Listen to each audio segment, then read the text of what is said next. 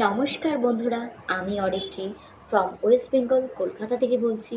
আমি বর্তমানে তামিলনাড়ুতে আছি। আমি তোমাদের মধ্যে একটা শিক্ষণীয় গল্প নিয়ে চলে আসলাম। একদিন এক ভক্ত ভগবানকে প্রশ্ন করে বলছে, হে ভগবান, তুমি তো একই জিনিস দিয়ে, একই মাটি দিয়ে প্রত্যেকটা মানুষকে বানিয়েছো, তাহলে কিছু কিছু মানুষের তুমি তো প্রত্যেকটা মানুষকে তোমার নিজের হাতে বানিয়েছো, একই মাটি দিয়ে বানিয়েছো, তাহলে প্রত্যেকটা মানুষ কেন আলাদা আলাদা? কেন প্রত্যেকটা মানুষ একইভাবে সুন্দর নয়?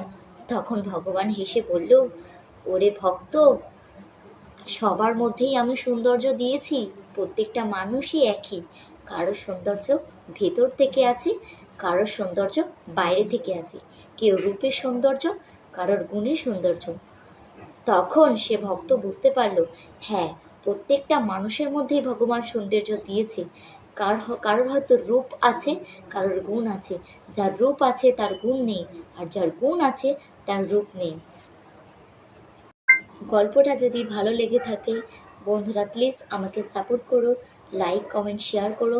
যদি এরকম তোমরা ভিডিও দেখতে চাও, প্লিজ কমেন্ট করে জানিও। সবাইকে ধন্যবাদ, অসংখ্য ধন্যবাদ জানিয়ে আমার গল্পটা শেষ করলাম।